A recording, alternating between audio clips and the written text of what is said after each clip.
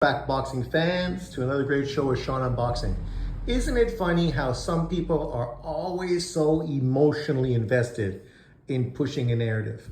I was listening to Dante's Boxing Nation today after the Inoue fight. And of course, what did he do? He said, imagine if this was Bud Crawford and not Inoue that got dropped in his fight. Imagine how the world would come to a bubbling end. Right? And it's like, come on, man.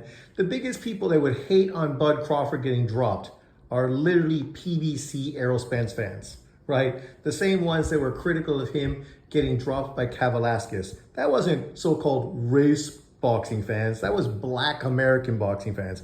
Aerospence PBC boxing fans. And some of the people that are mostly shitting on Devin Haney's piss poor performance this weekend are also PBC fans. Fucking Tank Davis fans who love the opportunity to shit on a non-PBC fighter. Inoue today saved boxing. And when people talked about him saving the weekend, this wasn't only about Devin Haney. Literally people, tons of channels, every channel I saw that was talking about the Inoue's fight and Espinoza's fight and this top-ranked card overall was praising this fight card, not just Inoue, but this fight card. Vargas, obviously fucking Espinoza, and Devin Haney. Top Ranks card this weekend was fire. Great results. Dynamic performances. Something we didn't get from Friday and Saturday. And when we say Friday and Saturday, that doesn't mean Devin Haney exclusively. That means Teofimo Lopez, fucking Devin Haney, Ryan Garcia, Canelo Alvarez, fucking, Bacoli, what's his face, Badu Jack, whoever else was fighting. Overall, it was a very disappointing weekend from Friday and Saturday. If you want to make this about Devin Haney because he's the only black guy that was on the Friday card, oh, okay, do what you do, because this is exactly what you do all the time. Everyone fucking knows what you're going to say even before you say it. And just wait for these guys to go on and try to disregard and downplay Inoue, because these are the same guys that have been pushing for Inoue to come to America, where he'd get tested and he wouldn't be able to use PEDs because we know all these Japanese fighters are cheating because Japanese somehow boxing commission is not as good as the American boxing commission. Really? Yeah, okay. Obviously, you don't know anything about Japan, but okay, fine, he's coming to America, so he's not going to use PEDs. Also, coming to America, he's not going to be able to wrap his gloves illegally, right? All the bullshit we hear people consistently have say to try to discredit and downplay Inoue. Of course, today they're disregarding and downplaying his opponent. Dante was talking about just wait till he goes up to 126 and he has to fight legitimate opposition. Legitimate opposition. Which fighter at 126 is more legitimate than Junto Nakatani? None. Probably the most dominant or most guy that's building his name up is the guy that actually was in the undercard today, Espinoza, right? Espinoza looks dynamic, super exciting. This is the guy that came out of nowhere, and every time you watch him fight, he just gets better and better. He's always exciting. He is by and far my most favorite fighter at 126 pounds, without a fucking doubt. And I have no doubt he'd beat the other three champions at 126 as well. But you may have a different opinion, that's fine. But it's just this whole bullshit, using Inoue to shame only Devin Haney.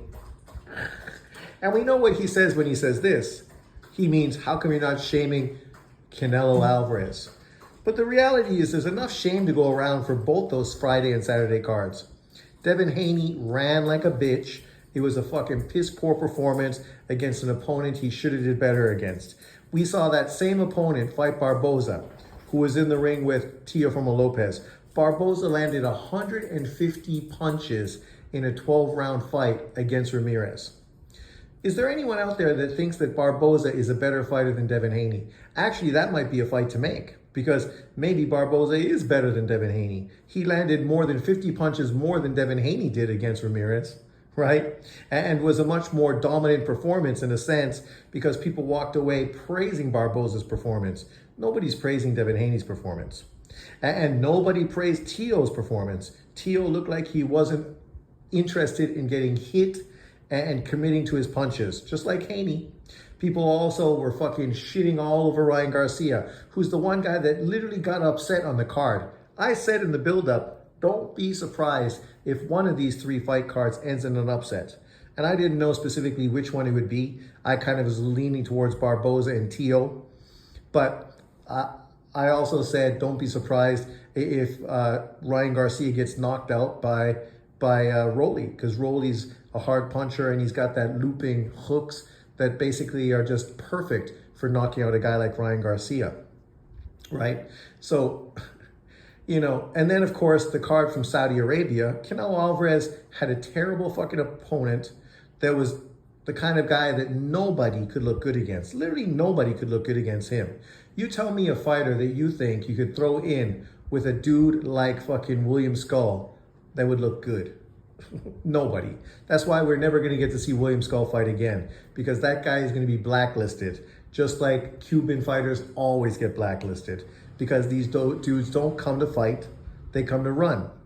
And because of that, they fucking make terrible fights, terrible performances, like Bartholomew Easter Jr. Oh my God, what a fucking terrible fight that was.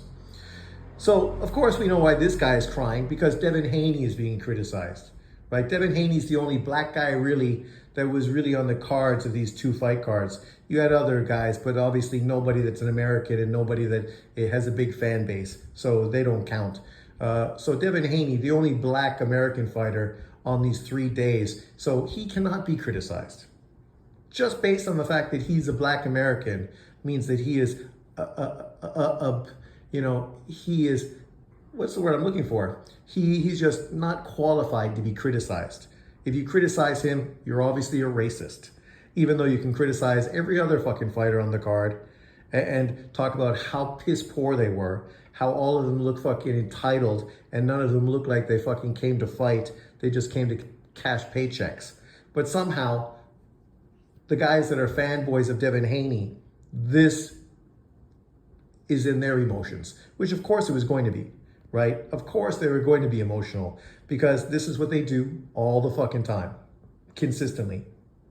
As far as Inoue, the reality is we shouldn't fucking even mention Haney's name in the conversation with Inoue, because that guy does not deserve to be mentioned along with fucking Inoue. The only guys you should ever be mentioning with Inoue are Crawford and Usyk. No other fucking fighters, because none of these other guys are doing what Inoue's doing. None of them are the fan favorites Inoue is. None of them are pulling in the crowds Inoue is pulling in. I mean, Inoue is a global superstar. And that's one thing we learned from this weekend. Let me know what you think in the comment section below. Thanks for watching. You know we're going to hear a lot of anti-Inoue shit over the next week, because these dudes are fucking clowns. They'd rather defend fucking entitled garbage fucking fighters that fucking think that they're pay-per-view superstars, yet are afraid to actually get into a fight. But let me know what you think.